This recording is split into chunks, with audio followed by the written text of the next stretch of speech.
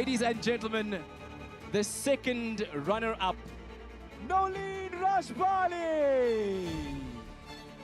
The first runner-up in Mrs. South Africa 2023, Paul Nicolai. Your new Mrs. South Africa is Tshego Gaelae.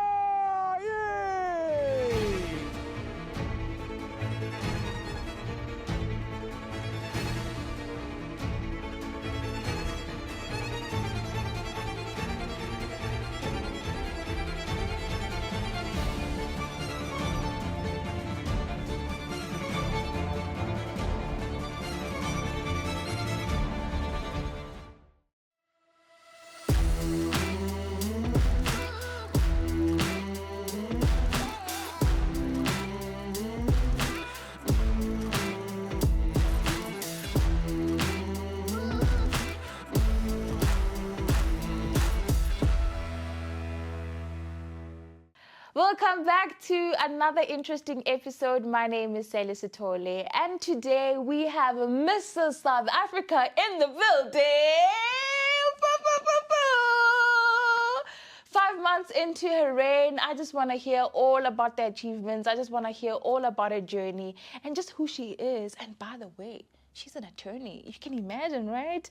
So thank you so much for joining us. Thank you so much for having me. It's a pleasure. It's a pleasure. I love the colors. I kind of communicating. Yeah, I think the combos are definitely communicating. You're looking beautiful with the sash. Thank you so much. Thank you very much. Congratulations. Thank you. Guys, when you see me, you must get an autograph. I'm with Mrs. South Africa. I'm with Mrs. South Africa. Listen, it's been 5 months since you have been crowned Mrs. South Africa 2024. How has it been? Sure.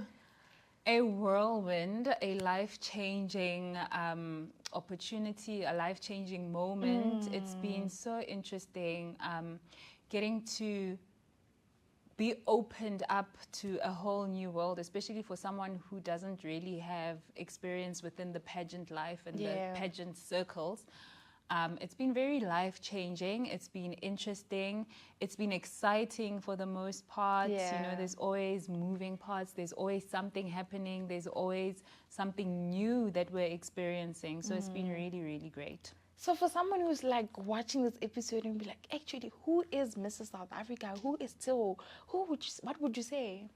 Well, I'd say that Tshego is a Soweto girl, actually, you know, a Joburg girl, used to the fast-paced life, grew up, born and bred in Soweto. I became an attorney, and I'm a corporate girl at the moment, working in a corporate, managing the BE and industrial relations for a corporate in Midrand.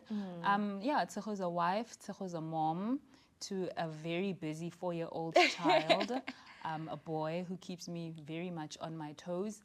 And yeah, that's basically me before becoming Mrs. South Africa. Yeah. And how was your childhood like in Soweto? How was that like? Oh, growing up in Soweto, it was so much fun. I have fun memories of my childhood. I think people who grew up in Soweto would relate to the same childhood that I grew up with. The 1st of September, getting off your school transport and someone throwing you with a bucket of water. You know, I have really good memories of growing up in Soweto. I had a very close-knit family. My mom was a teacher in Soweto, so my family is pretty much very familiar within the community that we grew up in. So yeah, that was pretty much growing up in Soweto. You know, the fun memories, the playing in the streets, and if the street lights are on, what are you still doing in the streets? That was pretty much my childhood growing up in Soweto. And my parents worked really, really hard to provide the opportunities for my sisters and I. For me to even sit here and say that I'm an attorney, it's because of the hard work that my parents put in to provide me with the educational opportunities. Wow, I like that. So growing up, did you always dream of becoming an attorney? Actually not. What happened? It seems like happened? life always finds me where I'm meant to be, and I don't necessarily like, you know. But yeah, I always wanted to be an investigative journalist. My mom Okay. would ask me, and I'd say, Deborah Petta, Yeah. that is going to be me. I always wanted to be an investigative journalist. But towards the latter part of my high school, things started changing. You know, I started becoming more aware of law as a profession and started getting more drawn towards it. And then on a whim, I decided to then study law at University of Johannesburg. Oh, you're a I am a UJ UJ alumni. I Okay. am a very, very proud UJ alumni. I decided to study law and eventually also did my postgraduate diploma with UJ Oh, wow. in labor law. And it's, you know, it's the best decision I believe I could have made for my life. Wow, I didn't know. How was it? How was it like? You know, walking into the green grass Sure. and so forth back in the days. The memories I have of UJ, I think UJ will always be my institution of choice. The camaraderie, the social life, the academic challenge, the access to your lecturers, the growth that UJ provided for me as a person. I will always have a home at UJ. That's how I feel. And UJ will always be my institution of choice. Yeah. So now you're an attorney. How has it been like? You know, when now people in your community see you, you're like, wow. You know, I also want to be like her. You know, how does that make you feel? It makes me feel proud. It makes me feel the responsibility on my shoulders as well. Being an attorney carries its own responsibility for the community that you serve. It's not a small thing. It's quite a large responsibility. You have to execute with the professionalism, the expertise that are expected out of you. And I think more than a glamorous looking profession, it takes a lot of hard work, it takes a lot of dedication, it takes a continuous willingness to learn as well. And I think that's what I share most of the time with young people who aspire to be attorneys, who ask me how it is to be an attorney. It takes quite a large willingness to continue learning, because it's a continuous learning. It's continuous learning. So you were just telling me that this was your first pageant ever? Like, no, like your first pageant? This was my very first pageant. I have no pageant history. I tried to enter a pageant, I think I was 24, 23. And all of the reasons I received about why I wasn't good enough then, I think I became jaded and I just left that life. I decided, okay, pageant life, that's its own life. I have my own life. And Mr. South Africa came into my life at a point where I was probably starting to feel a bit monotonous in the same routines that I had, the same responsibilities that I had. And I just wanted to tap into a potential new experience, meet new people, network with ladies that are accomplished from all different walks of life. And I think Mrs. South Africa provided that and so much more for me. So first time entering and you walk away with a crown. Wow, girl, that deserves a round of applause. Thank you so much. What? Thank you. Because I'm trying to imagine as let me say, a former beauty queen myself. I can imagine now getting in a room with all those beautiful women with like years of experience and they know how to walk, they know what to do, and you're just there like, what is going on? You know? And this is exactly why I didn't think I was entering Mrs. South Africa with the potential to win. Yeah. I entered with the potential to grow, to be stretched, to meet new people, to be exposed to new opportunities. I didn't anticipate that I would win, especially because of the fact that I was sharing a space with people that know the pageant story. Okay, people that know how to walk, people that know how to talk, people that know. And I decided in that moment that I really need to walk this journey as me. If I'm going to get out of this journey everything that is meant for me to get out of the journey, I really need to walk it authentically as me so that I can get out of it everything that is meant for me. Oh, I love that. Yeah. I love that. But I'm quite curious though. I mean, what was going on in your life for you to decide, okay, let's enter? Or did somebody influence you? What happened? Or did you see an ad somewhere that you're like, you know what? Maybe this is my chance. Yeah. So, you know, it was just a random day in the office, and my friend Grace, she says to me, how about we enter Mrs. South Africa? Yeah. And I thought, girl, what you talking about? why? Why would I enter Mrs. South Africa? And she said, look it up and let's chat about it. I know it's random, but look it up and let's talk about it. And look it up I did. I think that's when I was introduced to the idea of Mrs. South Africa. And the deeper I went into looking into Mrs. South Africa and learning about what Mrs. South Africa does, what Mrs. South Africa stands for, who are the people that enter Mrs. South Africa, what kind of ladies enter Mrs. South Africa, the more I got drawn into it, you know. You have this stereotype, pageants have a stereotype of a certain look enters a pageant, a certain look wins a pageant, a certain walk wins a pageant. And for a person who had absolutely no history in pageants, I found myself out of my depth. But the more I looked into Mrs. South Africa, the more I connected and resonated with the brand Mrs. South Africa and what it stands for. It goes deeper than just being a pageant, you know. It's a platform for networking. It's a sisterhood. It's a network that gives you and allows you to tap into each other's strengths, you know. When we talk about pageants and what they stand for, I really was looking for a place of empowerment.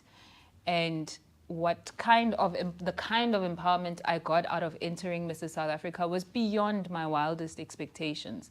And really, it was from that random moment that Grace said to me, and I will forever be grateful to her, because she kept me accountable to that. You know, she kept me accountable to me. She kept me authentic. She kept reminding me when she saw that now we're walking off beat.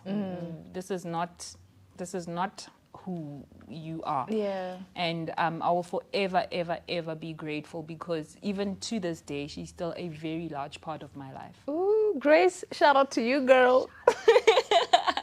So now, I just love the fact that you spoke about misconceptions, that this is how beauty pageants are conceived. You know, you need to have this particular walk, body, talk this way, look this way, and so forth. So now, how was the experience for you entering into the pageant, realizing that all these misconceptions that you've been hearing about don't exist, if I can say?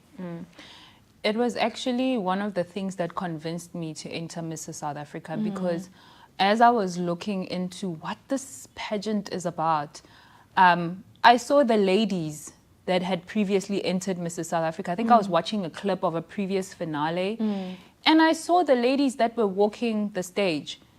And whether you are tall, whether you are short, whether you are built, whether you are not built, whether you are thin, whether you are thick, as girls would call it these days, there was no physical criteria.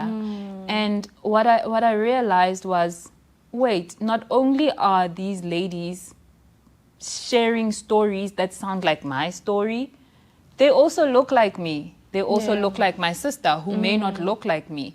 And I saw this representation of the quintessential, or maybe not quintessential, the ordinary Mrs. in South Africa, a married woman. She's a mother, she's a career girl, she's, you know, I just saw a representation, a broad representation of the South African woman. And this is exactly what drew me to Mrs. South Africa, because it was just breaking a stereotype of what a pageant is in 2024. What is a pageant girl in 2024? I may not walk like a pageant girl. I learned how to walk during my journey in Mrs. South Africa. I've always had a problem with how I speak. And entering Mrs. South Africa and eventually winning was almost and I know we don't seek validation outside of ourselves, but it was almost the validation that I needed, that you, in you being you, are enough. Yeah. You may have a, maybe I judged myself harshly, but I'd always feel like I speak too harsh. Yeah. I'm not soft. I'm not a pageant girl. I don't drink tea with my finger pointing the sky. You know, small things like that. But what I realized through researching Mrs. South Africa and eventually entering Mrs. South Africa And winning. and winning Mrs. South Africa is that you are enough. Yeah. You are enough. Come as you are enough. And that broken stereotype of the typical pageant was exactly what I needed. So you entered the pageant to grow, to be stretched, to challenge yourself. 5 months into your winning, into your reign, do you think what you were hoping to get from the experience, do you think that you are getting that from the experience? Do you feel stretched? Do you feel like you have grown to a certain level in your life? Do you feel like you have met people that are changing your life maybe? Sure. I feel like I got all of that and more. The stretch, especially in how I think and process certain things in life, I think I'd gotten to a point where life was happening within certain parameters. And having entered Mrs. South Africa and eventually walking the journey and winning, and the 5 months post winning Mrs. South Africa, my parameters have almost fallen away even, you know. I'm starting to see opportunities that I'd probably put to bed, and I thought this is never going to happen for me. I'm not the winning type, or I'm not that type to get that opportunity because it's larger than me. But who am I? Who am I to decide that's larger than me? If I really, really want it and I put my mind to it, and the network of people that have now surrounded me, allowing me and giving me that boost to go for whatever I put my mind to, I've been stretched.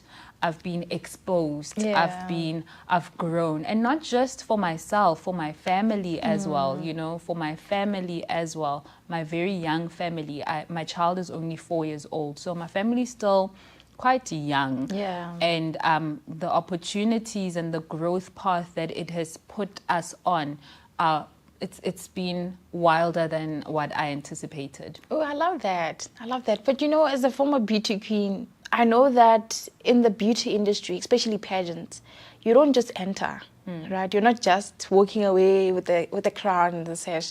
And prior to the finale or to the winning ceremony, we want to see a consistent, you know, involvement with you and the community.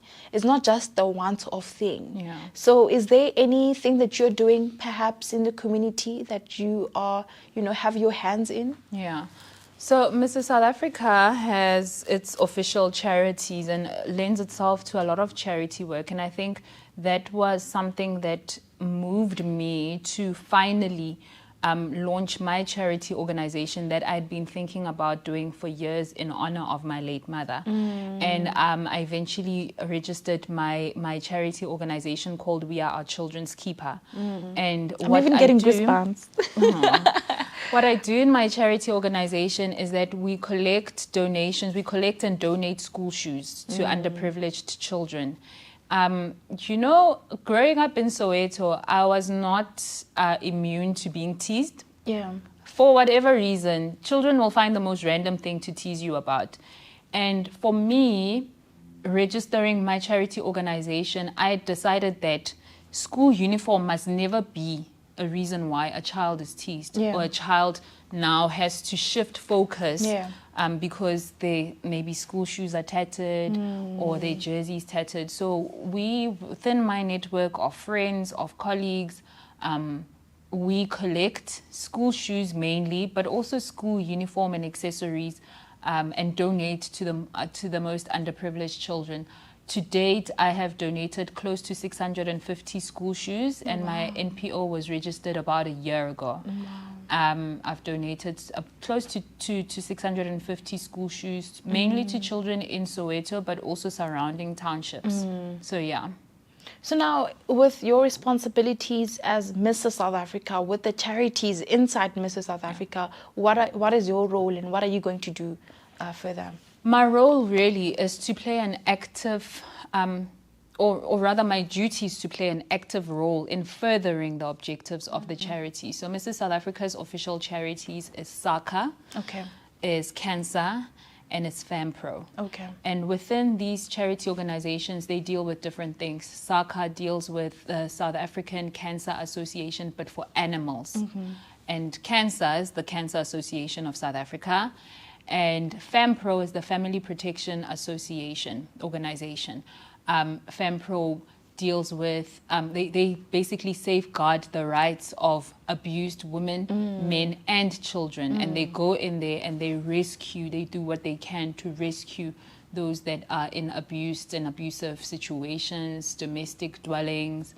And yeah, my role as Mrs. South Africa is to further the objectives of those charities and to play an active role, to participate in charity drives, to be the face that speaks for these charities, to share their objectives and spread their objectives as far as I possibly can, to tap into a larger network that can assist. We really can't save every single need in South Africa, but whatever effort we can make towards that is what we need. And that's what I believe. Yeah. So you will be, I know it might be too soon to be saying this, but you'll be giving away your crown in November, you know. So in the remaining months, I think it's about 7 months now or so, in the remaining ones, what do you want to achieve, you know, when the Mrs. South Africa organization and the finalists that were also in the pageant and the previous winners, when they look back to the reigning queen for 2024, what do you want them to say, this is what Tshego did, this is what she achieved?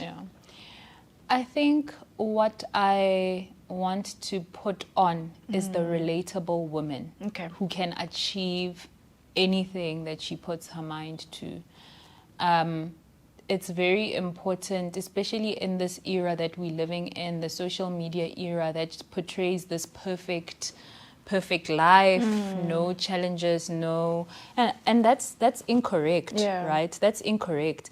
It would be irresponsible of me to sit here and pretend that everything is always glorious when it's not. And because I want to represent, when we talk about every woman, I want every woman to be able to tap into a part of me that they can relate to and realize that they too can do it. Outside of that, I have the problem with me is that I'm an overachiever. So all right, and I want to break every barrier, every block that stands between me and dreams, and put the ordinary woman on and show that it's okay to be every woman with every hat on, and still be an achiever and still win in your walk of life. You know, I want to do my best to take even further the foundation that has been laid by previous queens, because the work that they have done to show the brand Mrs. South Africa and to empower the ordinary woman in South Africa has been so incredible. I want to carry on and take it to an extra level, you know. I think it's my responsibility as Mrs. South Africa to make sure that the objectives and the vision and the mission of Mrs. South Africa to empower and to put phenomenal women on is achieved. And that's my goal as Mrs. South Africa for the remainder of my term. Yeah, you know, Being an ambassador for South Africa is such a demanding, Yeah. you know, such a Yeah. demanding role, right? A demanding duty, if I could say that. But how are you managing? You did say you're an overachiever, but how are you managing, you know, your life as an attorney, your life as Mrs. South Africa, your life as a wife, your life as a mother, as a friend, you know, as a daughter to your parents? How are you balancing everything? I really don't take for granted the support system that I have in place for me to be able to take on all the roles that I want to take on and all the responsibilities that I want to take on and the opportunities that come my way. Having said that, balancing, I don't want to paint this and make it look like it's easier than it is. It's probably been the hardest part of becoming Mrs. South Africa and still maintaining all the other roles and responsibilities that I've had. But I've had to learn that it's a juggling act. I don't think there's balancing. I think there's harmony. It's creating a harmony with all the roles that I play in my life, and realizing and communicating and making it clear, setting clear boundaries to say that, okay, now it's time for this. I'm a mother now. I'm nobody else's. I belong to no one else. I'm a mother now. Or I am at home now and I belong to nobody else but my family. When I am at work, I do my best to focus at work to make sure that the role that I'm playing there is done properly and thoroughly. And when I'm in my Mrs. South Africa role, I make sure that nothing is interrupting that. And I think it's about creating a harmony within all the roles and just realizing that it's not glass balls that we're juggling. Nothing is going to fall and break.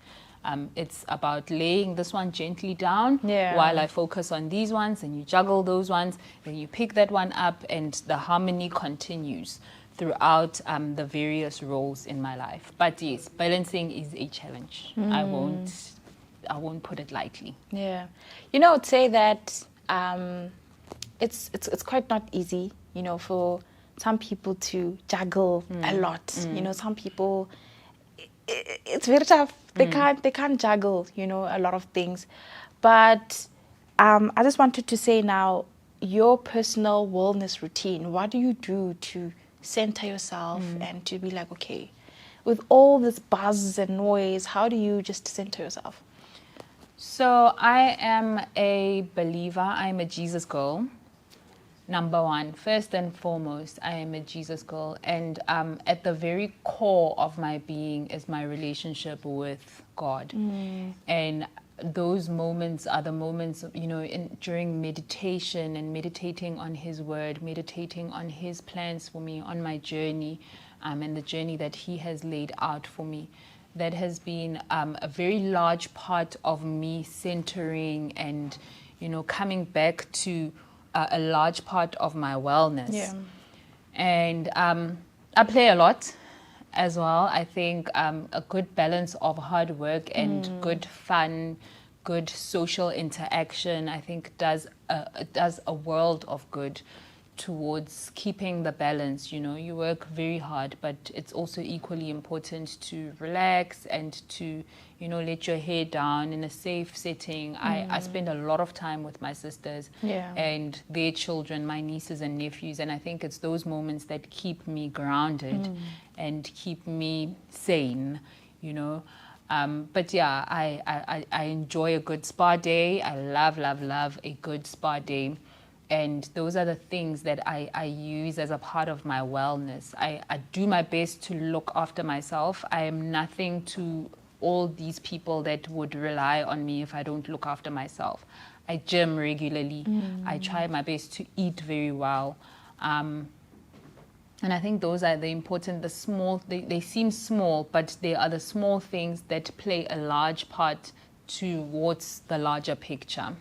Oh, I love that. I love that a lot. But what would you say to the next future finalist who is very doubtful of entering? Who does not want to click that enter button? You know, who's Yeah. having questions, who's skeptical, and maybe having perceptions of misconception in the beauty industry, and just doubting themselves. But somehow they feel like they can do it, but they're scared to take the jump. What would you say to them?